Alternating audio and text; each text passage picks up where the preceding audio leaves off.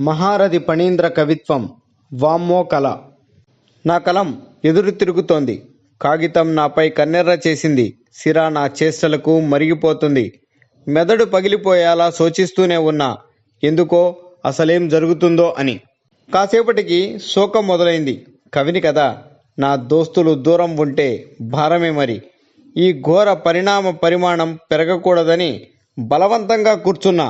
కవితో కథో గేయమో ముక్తకమో రాయాలని భావాలు ఉన్నాయి, భాష్యాలే లేవు. వల్ల కాలేదు. సరే, ఏదైనా చదివితే ఆలోచనలు తడతాయేమోనని వద్ద ఉన్న సాహితీ పుటలు తీసి చూశా. తీసిన పుస్తకాలు పుట్టలా పడేశాను, కానీ టావుపై చుక్క కూడా పెట్టలేకపోయాను. అసలేం జరుగుతుందో ఈరోజు ఇంతలా ఇబ్బంది పడుతున్నా. చెట్టు చూసినా, పుట్ట చూసినా, చేను చూసినా, వాన చూసినా రాయగలిగిన నేను, వర్ణమాలతో స్వర్ణమాలలు కట్టగలిగిన నేను ఎన్నుకోలేకపోతున్నాను దేన్ని నా కవితా వస్తువుగా అని బెంగ మొదలైంది. ఇంతలో నా ఇల్లాలు ఎవరో తలుపు కొడుతున్నారు. బహుశా ట్యూషన్ పిల్లలు వచ్చి ఉంటారు, లేచి చూడండి అంది. అప్పుడు అర్థమైంది ఇదంతా నా కళ అని.